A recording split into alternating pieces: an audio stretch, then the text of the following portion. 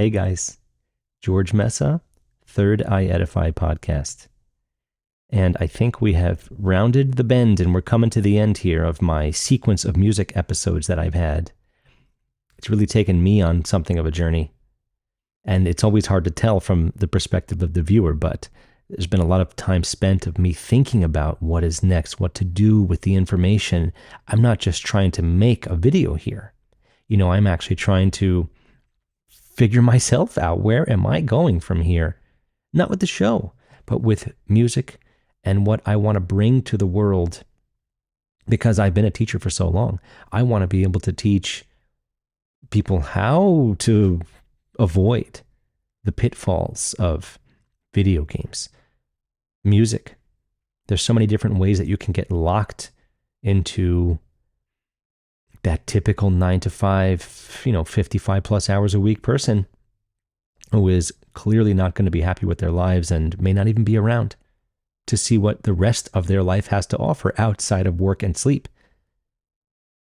Anyway, as you can see, I'm passionate about all this and where this path of music episodes, and I do hope that you've been joining me for all of them. I made a playlist on YouTube if you want to see where they all sit, but basically it's the past few episodes before this one. You can see that I've been doing a number of music episodes. And each one of them is trying to take apart what exactly is being used to manipulate us through music and all of the cultural things that it brings with it. In general, everything from the way it's taught, music education, the way we listen to it, the way we play it, the way we learn theory at a scholastic level, at a, graduate level, college level, whatever you want to call it. And I think the best place for me to at least stop, and this is not the last music episode, of course, I am a musician till the end, but the next time I'm going to do one, I'm going to have a guest maybe, or I've got more interesting connections to make with astrology and things like that. More of the esoteric stuff. But this particular episode is about the rituals that we have, particularly in the West, particularly in the country I grew up and was born in, the United States. There's a tendency to take ritual much, much farther than it was ever intended to use and, technically speaking, abuse things more regularly than they were ever intended for, usually to the detriment of our health and well-being, physically and psychologically and everything else. It's all part of inverting what your life is supposed to be to make sure the family unit at very base level of your life, the family unit you strive to create, dissolves almost immediately and leaves a bunch of people out, lost souls, so to speak. And it does work, unfortunately. And it usually only takes a television or a radio, as we will see here. But are we tricked into ritual as a society, in this particular society? I would say, well, watch the episode and make a decision, but maybe you already are thinking yes or no. Leave a comment either way, please. And maybe we can just get into, as I often do, a little definition of what ritual, the word, means and where it may have come from. And I got this right off Wiki here. I have other sources that I get it from, but the Wiki one was pretty straightforward. English is from Latin rituales, and from Roman ritus, R-I-T-U-S. And think of the right way to do something. Sometimes people just think of, candlelight pentagram ceremonies of, evil stuff going on with ritual, but you all take part in ritual every single day. And if you wake up and you either eat breakfast right away or coffee, whatever it is that you do when you first wake up, that is a ritual. If you brush your teeth right after that, this is a ritual. So certain rituals are daily, maybe out of habit, but overall, just for personal flow and well-being, there is a flow to your day. There has to be. Otherwise, you're just sitting in bed all day. So know that ritual is not a negative word, as more often than not, we have this strange stigma of things that we never look to explore ourselves. It's things that we're tricked into, as the title of this episode suggests. But think about that. Ritus, the right way of doing something. It gives a brand new meaning to the right-hand path, doesn't it? Because that is the correct or the right, the way of good. It also, I saw that it may be from Sanskrit, Rita, R-T-A, the visible order. And in the Indo-Aryan, Vedic, essentially Indian actually, religion, the lawful and regular order of the normal and therefore proper, natural and true structure of cosmic, worldly, human, and ritual events. There's a very deep meaning here of what this word could mean at its core. And in psychology, there's ideas of ritual and how they affect us, of course. And sometimes it's used to describe a repetitive behavior systematically used by a person to neutralize or prevent anxiety. Like you see people always, scratching at their hands, biting their fingernails and things like that. This is that kind of thing. And it can be a symptom of obsessive compulsive disorder, which are generally isolated activities. This can impair general function. Now, here's where I'm getting this more along the lines of how I'm thinking about it, because I'm going to make a few non-musical examples first, just to give you an idea of where I'm, again, coming from with the idea that ritual can be used to affect your general life, and this can impair general function. Think about that for a minute as I discuss a few topics that came to mind when I was thinking about the music ritual that we have and how different it is than most countries, continents, whatever you want to think of it as. Think about tobacco, right? Some Native Americans believed that the smoke actually carried your thoughts and prayers up to the Creator, not something to abuse socially. And yet, so many people, regardless of the warnings, maybe it's a product of our society and the fact that you work and all you do is get taxed and you've got nothing when you're done. This is one of many reasons that people smoke. Many, many, many times a day. Sure, I've had cigarettes. I'm not saying that I'm perfect, but, I certainly don't smoke now. And when I did, it was just for fun. Everyone around me was doing it. And there were certain times when it was like, yeah, I'll have one, sure. But it's a ritual for a lot of people. And some people smoke more than one pack a day, as I'm sure you all know. And some of them make it to be very old, by the way. It doesn't just kill them simply because they do it, but no way that they're healthier than somebody who does not. That's impossible. And our bodies don't appreciate, especially the form of tobacco that is sold to us on a regular basis. Class A, Parliament, Marlboro, whatever. Regardless of what the Marlboro package looks like or anything going on with Procter & Gamble or any of those Philip Morris companies, the bottom line is that you're sold a product that has far more things than tobacco in it. It's one of the reasons most people really don't want marijuana to become this very easy to access legal thing, because who knows what they're going to start stuffing in it to treat it just like they treat tobacco.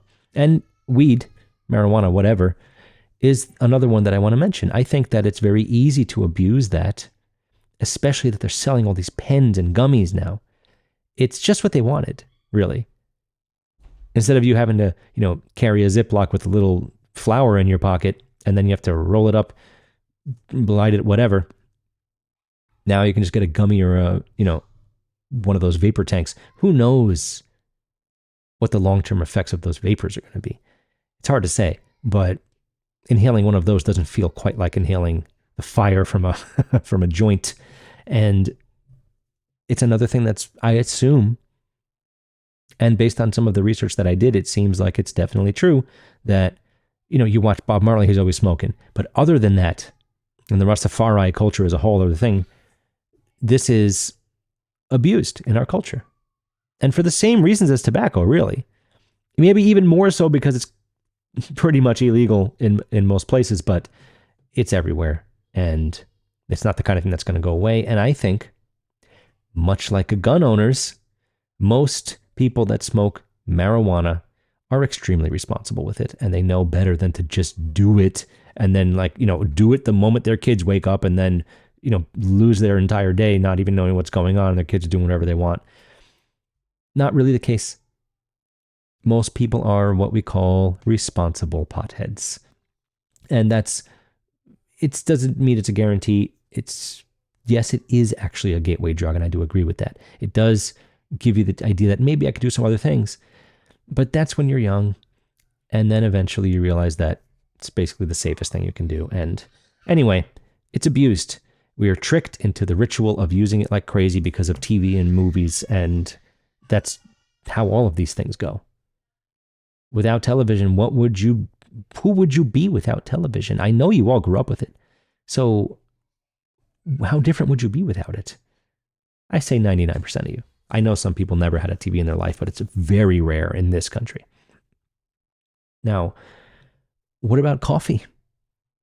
I am finding that, well, first of all, I'm finding a lot of people are getting off of coffee and finding alternatives, which is great, because the type of coffee you usually get, let's just say Starbucks or Nespresso or Folgers, Nescafe.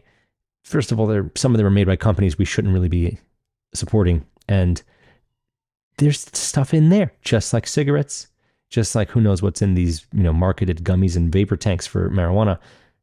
It's processed chemical stuff. You didn't get the coffee beans yourself. I'm half Colombian. So I know that my dad has actually seen the process, seen the coffee beans laid out and had real fresh coffee with no pesticides. And I'm sure it's 100 times different, and I don't know. But it's better, and it's better for you, and it's not abused. Maybe it's a morning thing for them. A lot of restaurants, you have dessert, you've already had a wine or a beer or two, you've eaten far more than you should have, because that's how it works at the typical restaurant around here. You get appetizer, salad, soup, dinner, dessert. There's alcohol involved, maybe even soda and water. Then you have a coffee, and then you leave. Your body is not happy about that. Doesn't mean I don't do it, but times are different, and I'm certainly not doing it like I used to. And it's not just because I'm older. I can eat, if anyone who knows me out there is watching, I can eat way more than it shows. I've got a double chin, but other than that, I don't seem like I'm ridiculously huge and I could eat a bunch of food, but I can. And it's not because how I was raised, it's my body type, but everywhere you go, portion sizes are another thing they trick you into. It's all related. I'm just making the case for everything here before I get into the music stuff, that we're tricked into all of these rituals as being the normal thing to do. It's really something. I'm not even getting into sugar and sweets. I'm not even getting into ice cream. Now, the two obvious players here, as we're getting closer into the music portion of the meal here, is TV, video games.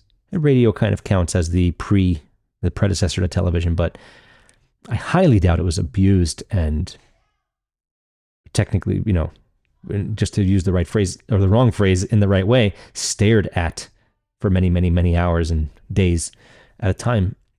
It's an information thing. It was a light level of entertainment. You turned it on at a certain time of the day and you went to bed. I'm making assumptions based on the culture back then, but I have accounts to tell me that that is true. So it's another thing that, with video games especially, television is the demon of all monsters, whatever. I get it. It's grabbed every old person there is. Most kids that have it once can't live without it. 50, 60, 70-year-olds too. I think they grew up in a culture that started to have more and more channels, more and more stuff, more and more entertainment, movies that were so many different movies that now certain ones were catered to your lifestyle almost, or they had patriotic edge or some way to tap into your own psyche. The televisions and video games, they steal your light. Of course, cell phones are involved here. And don't tell me that picking up your phone every 5 minutes is not a ritual. That is obsessive compulsive and generally isolated activities that can impair general function, a repetitive behavior systematically used by a person to neutralize or prevent anxiety. Now, it doesn't mean you're preventing anxiety if you lift your phone up every 5 seconds, but if you find yourself in a situation where you can't go an hour without at least looking at it, you've been tricked into a ritual. And not a good one. So, how does music fall into all of this? Is it going to be, hey, sit down back there. What are you talking about? Music can be on all day, every day, and it's fine. Well, that depends. We currently live in a time period, the most important time, I think, by the way, where not only is there constantly humming and buzzing from all the electronic things going on in your house, but, or the outside, there could be generator, trains, who knows what's near you. It's constant sounds, unavoidable cars, and things, waves are passing through your skull, your entire body. It's constantly experiencing noise in some form or another. This is already very bad. Is it music? It's frequency. So, yes, in a certain way. Now, are we meant to listen to music this often?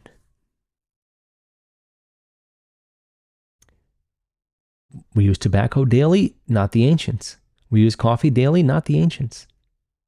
Not many times a day at the very least, not like we do now. And we certainly weren't tossing the butts to the side of the street back then, I'm sure, as other cultures respected the places where they lived. But before I answer that question, and I think the answer is pretty clear, yes, we listen very, very, very often to music, almost every single person I know. And even if they don't, if they have a certain type of job, there's music playing all the time. And you hope that it's not Muzak, because then you're going to hear the same 10 songs in a row for a while.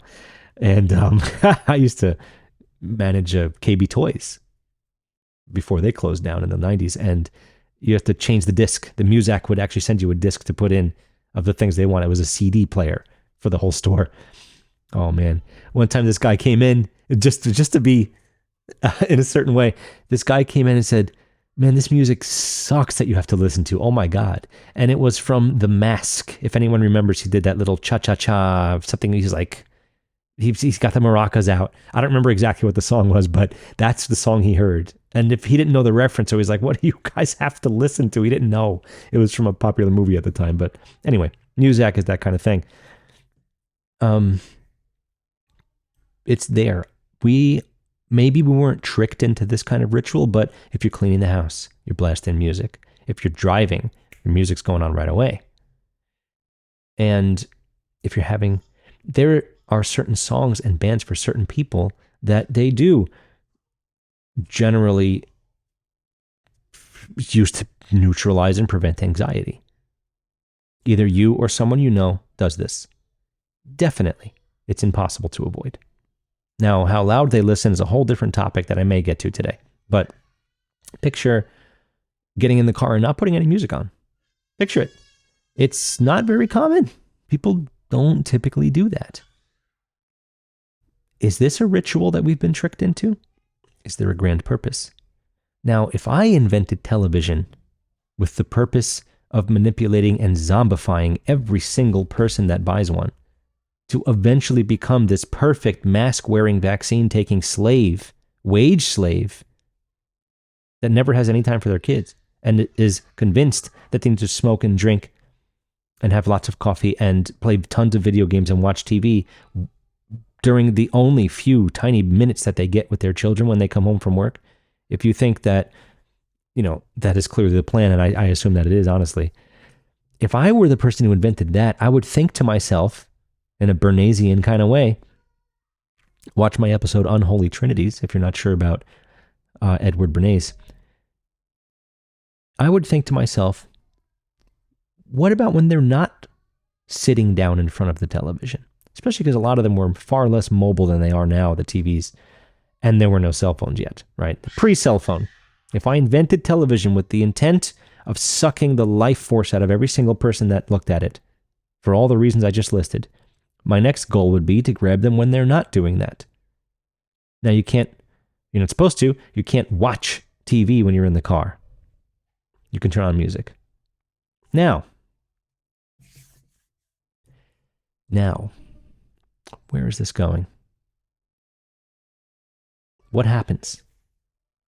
What happens when you watch TV? Smart TV or the good old-fashioned cathode ray tube televisions of old. They pretty much got rid of, like the light bulbs recently, and they changed over the light bulbs that are legally allowed. I'm sure that'll last. Dr. Herbert Krugman realized that TV activates the alpha wave state within 30 seconds. It places you in an unfocused and receptive yet with a lack of attention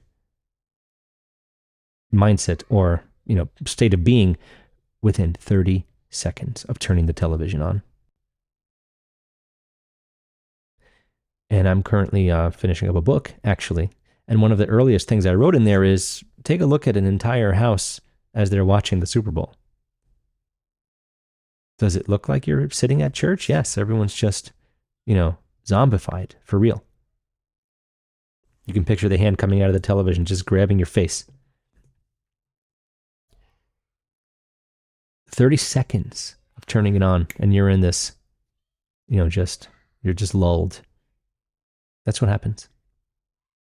And if I invented television and I wanted to do those nasty things to every single person, that's what I would be shooting for. Science can have results, as a matter of fact, and these are the kinds of results they've been getting.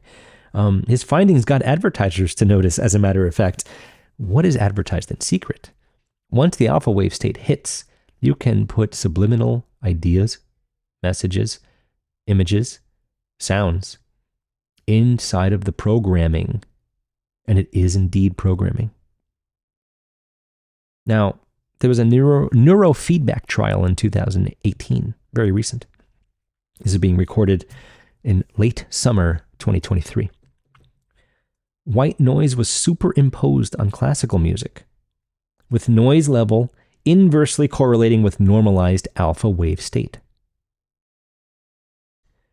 Conclusion was that music-based auditory neurofeedback facilitated alpha wave induction.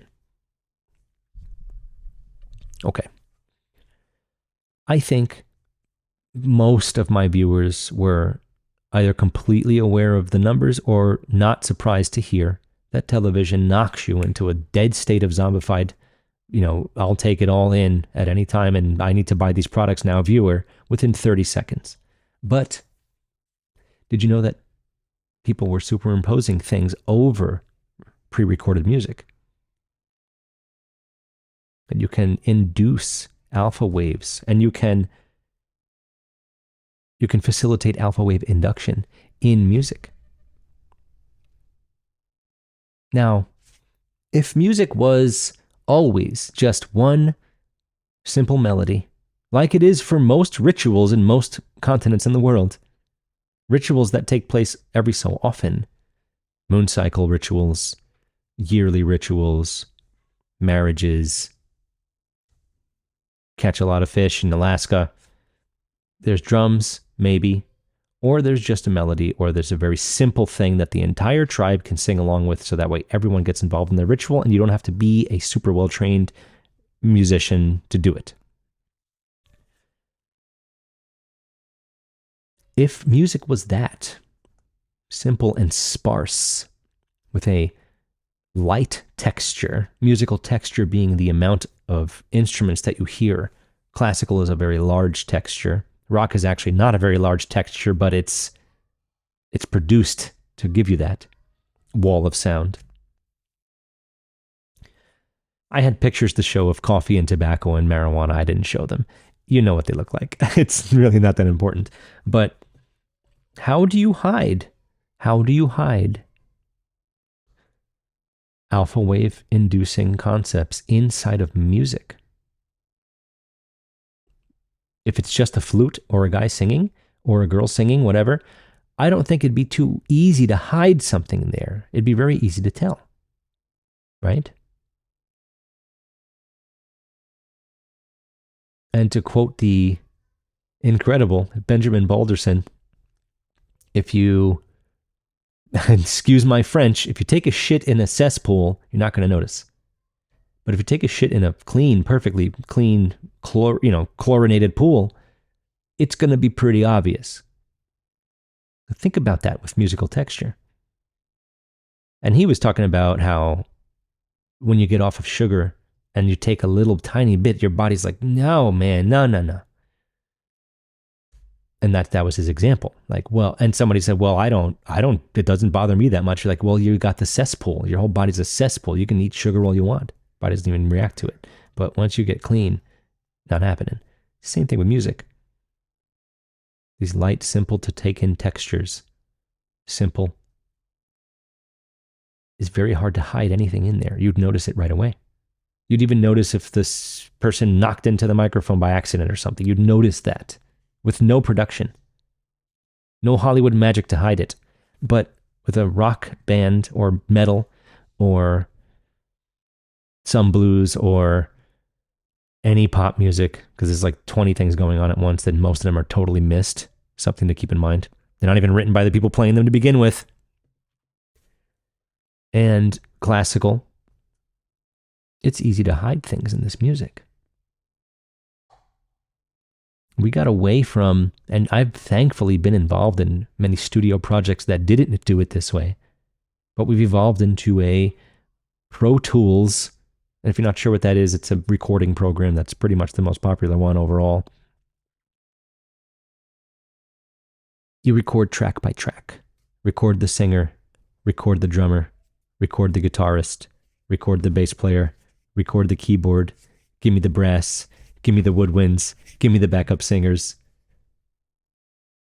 And then the producer takes each separate thing and puts it into one obviously listenable, and it sounds like we all played at the same time recording. That's already movie magic. You're hearing something that isn't necessarily a timepiece. You're not taking something that happened and then preserving it forever. You're taking many things that happened and putting them all into one thing so it can sound like something for you. But thankfully, some people choose not to do this. And a lot of times you can tell. You can always, the music's produced now. That's not even a question. But some of the old stuff, you can tell when everyone, what's called recorded live in the studio. Everyone is in the studio recording simultaneously. That's the take. What's harder about it is if somebody makes a bad mistake, there's mistakes in recordings all the time like that. And they sound great, actually. That's like part of the magic is the human error. They're not robots. But when you'd have to start the whole song over each time. And you're wasting valuable tape, which actually costs quite a lot to use. But you've got to be ready to record to tape. Are you ready to record to tape, they would say. But nowadays you can do half the song great. Second half didn't go so well. We'll patch you in halfway through, play the second half. And now you're getting this very much not human, chopped up thing. This is Hollywood magic. This is the production level that we receive nowadays for most things. And I'm not even getting into that whole Dolby Atmos and lossless audio thing that's going on. That is the most suspicious thing. People are already talking about it like it's garbage, it's pointless. It isn't even, you can't even experience it as a listener. You can't tell with headphones or speakers. It's not built for those things. The mediums we listen to our music on now mostly are not built for Dolby Atmos or lossless audio. And we were talking about it for a little bit on my Telegram channel, actually. Shout out to Meta Soundworks. And there's a lot to unravel there, but it's all movie magic. And the most unfortunate part is you're not even hearing a song that somebody wrote to begin with. I would just love it if I could get albums of music that were 100% start to finish written by the people performing them, and that it was recorded live in the studio. Just give me a live recording. I find that a lot of people are let down with live recordings from time to time, especially with rock bands. mostly, actually, with rock bands, because they're like, oh man, this doesn't sound anything like the recording. And it's almost like they crave the studio Hollywood thing. And that's unfortunate, but that's, that's how it goes. What are you going to do? It's not the end of the world. But if so much of this stuff has 5 writers you've never heard of on the sides, making sure it sounds the way it's supposed to sound.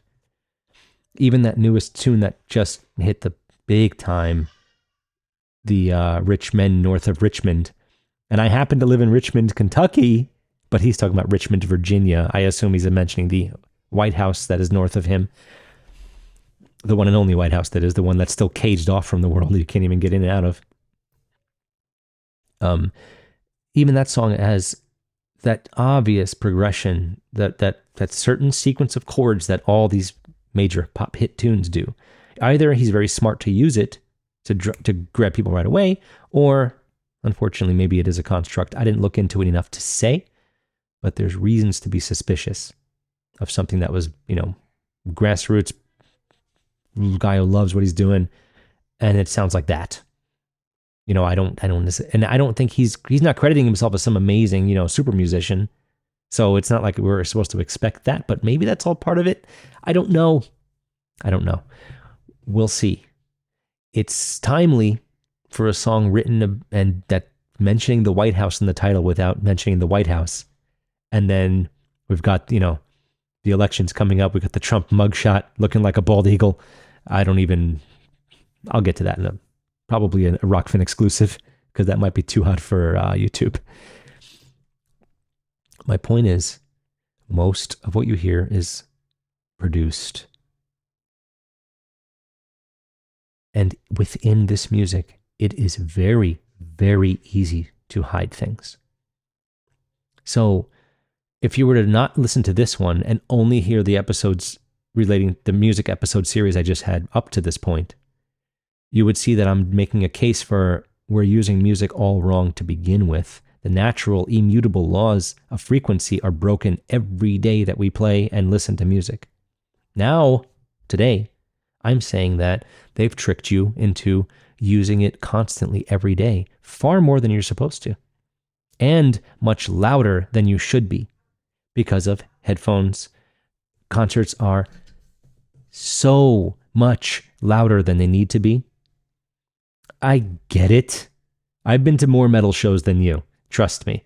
And I've played more metal shows than anyone I assume. Just assuming. I know what it's like. I get it. It's nice to feel it. It's also not nice for something like a phone ringtone to sound different for 2 days because your ears are completely discombobulated, potentially beyond the point of return. I can't really put an earplug in my right ear as easily as my left ear. My right ear just kind of nudges it out a little bit. It's unfortunate, but that's where it is. That's where we're at.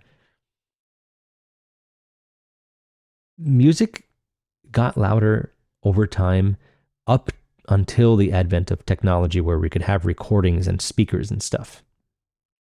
Music started getting louder from the Baroque era into the classical, into the Romantic, into the 20th century. Just listen to Wagner or Berlioz. Berlioz Requiem, the Symphonie Fantastique from Berlioz, they are huge. It's the thickest texture I can picture. And if you listen to Wagner and, any romantic opera and even some ballet, it sounds humongous. And this is, of course, leading up to what we have now. Music gets louder and louder. Radios couldn't even get that loud back then. Now you can buy a professional speaker system for one room in your house or for one vehicle. I know you've all heard a car pass by playing music that nobody in that car can properly listen to. Not possible. Bass frequencies need many, many feet of distance for the sound wave to actually be its proper sound. You can't hear it when you're close. My bass amp sounds my big, huge bass amp sounds quieter up close than it does to the crowd. On stage, you wonder why a little tiny guitar amp sounds louder than your big, huge bass amp, but to the audience, all they're hearing is bass. There's bad sound, guys. That's a problem. I think the sound guys, they typically just like, as the night goes on, they keep boosting things because they're hearing less bass as the ear protects itself more and more over time. And then they're just boost, and then the crowd's just dying, and then no one can hear each other talk. And that's it's supposed to be like the experience, right, that you have. And even some classical music, your ears can get rocked if you're not careful in certain pieces that call for, quadruple, fortissimo, and things like that. Don't worry if you don't know what it is. No big deal. But it's an issue. And I think it feels intentional. It feels very intentional. The louder it is, the easier it is to hide things in it. If we only see so much of the light spectrum, and it ain't much, imagine what can be subliminally heard. Alpha waves are very, very, very low frequencies, single digits until a little bit higher. That's relatively unhearable. And I went over this in maybe episode, but I think it was 24. You are the ultimate instrument. Your ear does a lot of work to not have to hear every little thing. Think of voice isolation if you're an editor of video in any way, or sound. It's the same concept. Your ear doesn't hear your body pulsating inside of you. You wouldn't be able to hear anything past your heartbeat. So it knows what frequencies to kind of not listen to all the time, but there's ways to open those frequencies up. And placing you into an alpha wave state may be the easiest way to do it. I don't know. I can't find anything about it. It doesn't mean it isn't real. It means that it's probably being suppressed because the internet is getting much. Speaking of inversion, the internet is apparently getting smaller unless you take certain routes to find what's out there. That's pretty crazy to think of, but it's not what it was. And YouTube's got some pretty crazy regulations coming for all that fun stuff that I don't even want to talk about. So prepare for something. So there's big changes coming. But even just to re-mention that the cultural function has changed so much, where people seem to only relate to the image of an artist. It's not even the songs anymore. Most people don't know the words to half the songs. They're just singing the choruses. But no one's naming any bass players, that's for sure, unless it's Flea or Les Claypool or Sting. Can you name any other bass players if you're not in this realm of music that isn't Flea or Les Claypool or Sting? That's my question of the day here. So it's not about the musicians. It's not even about the lyrics sometimes. Most people go to see a performer after hearing a few songs and loving them, and then they don't even know the other songs. So it's not like most people don't know a whole album. That's just the way it is now, and that's just what they want. You can grab single songs on any of these Apple or Spotify. You can grab single songs. You don't need to get an album to hear a song. Some people don't even know albums exist. I'm not even kidding. Like, there's an album. It's crazy. So mission accomplished for the people that wanted this. People, yeah. I'm using this word lightly, as you can see. But, rituals, songs, melodies, they had a cultural function. I was told by the amazing, speaking of bass players, Bakidi Kumalo, who you know from Paul Simon's Graceland album. Maybe I should get him on this show. He would love to chat with me about anything. He has an incredible story to tell. And he told me that you would grab the drum right before you left for school. You'd get a rhythm, and that would be your I'm walking to school rhythm. You bring a drum with you to school. They used them as ways of transferring information, ways of keeping yourself sharp, memorizing things, having a way to just bond with people you just met. It's a beautiful thing. But I'm sure the drum gets put down and you go into your class and you do your thing. I read in a really great book. Do I have it right here? No, I don't think I do. The Music of the South Seas. I'm almost positive it's called The Music of the South Seas. And there was this culture where only women are allowed to sing, but a man can sing just once when he proposes to his soon-to-be wife, hopefully, if she says yes. And I'm sure it wasn't that, you knew when it was happening. So how cool is that,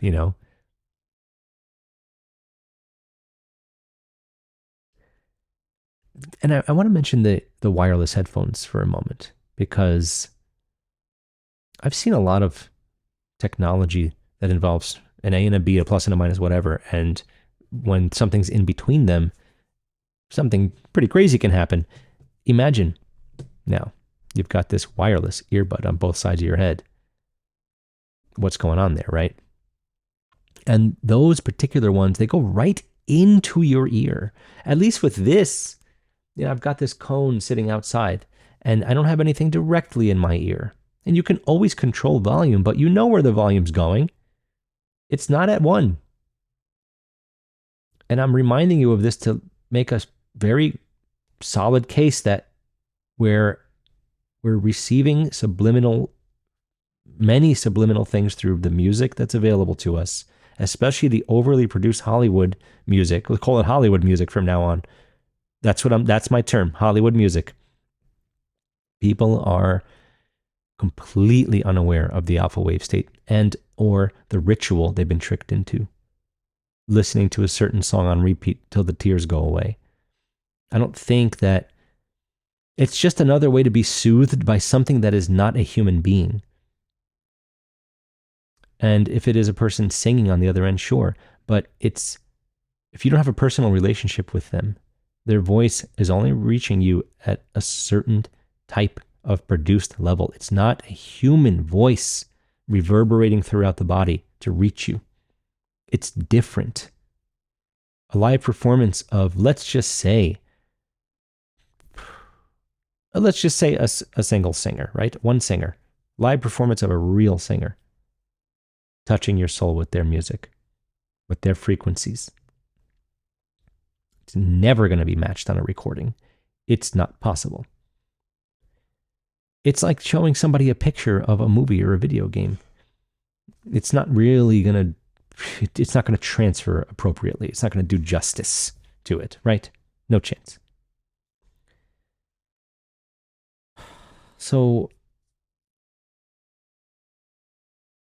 I think that overall I've covered what I wanted to. I'm very, I had pictures to show, and like I usually do, but they didn't happen today. I just kind of felt it. I just kept going. I think that we have been tricked into an abusive overuse of many things that are potentially detrimental to us, and only further carry along the awful stigma that your life is nothing. You're a blip in the middle of nothing. Just do your job and shut up. Go to sleep, maybe. Go to sleep by 1 a.m. after having ingested as much digital pleasure as possible. Go blast some music and blow your ears out. In the car on the way to work, in the car on the way home from work. Give your kids as little attention as possible, and who cares? They're just going to have to deal with the same bullshit you are anyway. This is the life they have created for you. And thankfully, people like you and a lot of other people are certainly waking up. And if they're really looking to push this whole thing again, like they did past 3 years ago, maybe more now, I have a strong feeling that what should have happened the first time, the type of resistance, is probably going to happen much easier this time. But it still takes people like us to realize that, one, it's nobody's fault. They tricked all of us into everything that we know and believed. And number two is that it takes time. It takes time to fully wake up.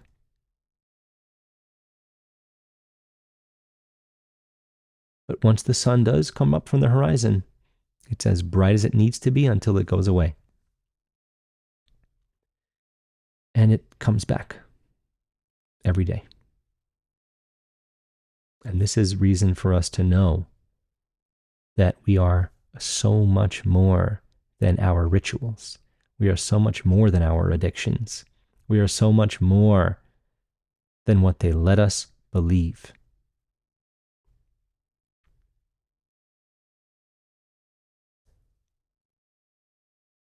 Do your best to heighten your awareness of every single action and thing that you do.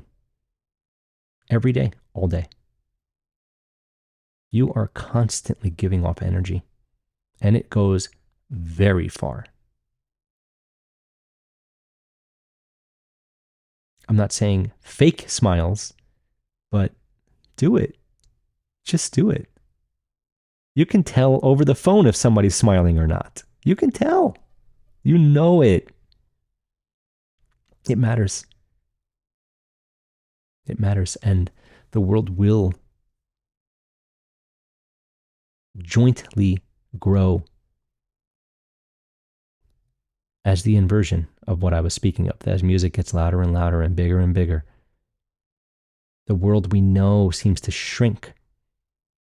We got the internet, and the world is shrinking. It is supposed to be the opposite.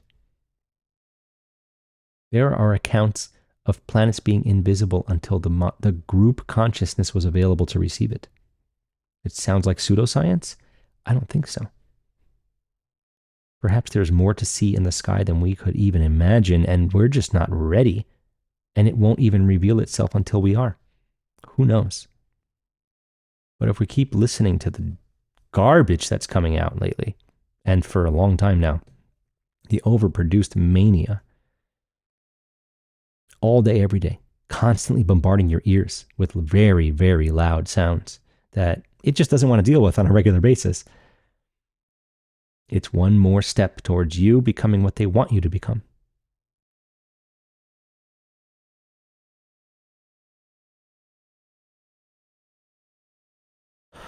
I really appreciate you guys hanging out with me for this. I am not exaggerating when I say that. It really is something this is a big deal for me.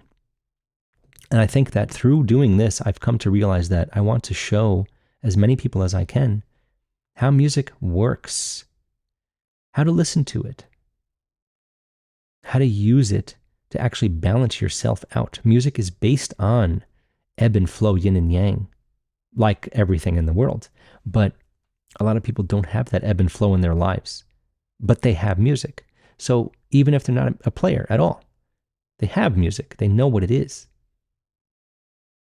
If you can understand how music works at the simplest levels, you can easily start to achieve more resonance and understanding of your own self. And I offer that. I offer that as a teacher.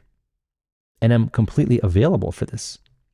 Please contact me anytime if this is something that you'd be interested in. It's not a massage session. It's not Reiki. I have Eileen McCusick's tuning forks. It's not a biofield tuning session. It's music therapy in its own way, I guess. So let me know. It's one of the many things I do here at Third Eye Edify, and I hope that you enjoyed where this music path has taken me. Coming up next, I have the living legend Topher Gardner on my show. I'm very excited for that to be my next episode, and I'm certainly going to be releasing some more shorts that will be exclusive to Rockfin. And please find me there. If you subscribe through me to Rockfin, you'll have access to everything, and it's a lot. And if not there, I'm on Patreon. So please consider supporting my work, because I am finding so much value in it for myself to be doing it. But I also want to be able to do it more, and it would help me find some more time for it. I'm going to be back on schedule, 1 episode a week. I was off for a bit, and I'm just kind of acclimating to my surroundings. I had a lot of things to do, people to see, but it's helped me come to realize what I want to do moving forward with this. So I'm very happy about that, as a matter of fact. So I thank you very much, and I'll see you soon with lots more very interesting and exciting things, provocative thoughts, interviews, and more. Thank you so much.